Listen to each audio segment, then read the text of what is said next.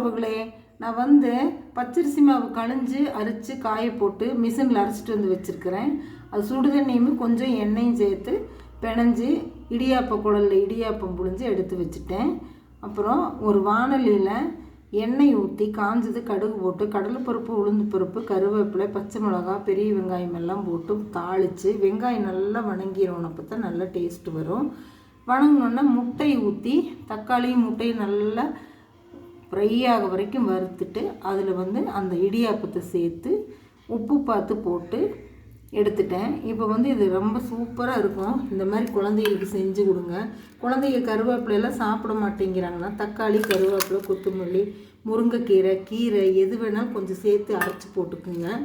உங்களுக்கு பிடிச்சிருந்தால் லைக் பண்ணுங்கள், ஷேர் பண்ணுங்கள், சப்ஸ்கிரைப் பண்ணுங்கள், பெல் பட்டன் அமுத்துங்க.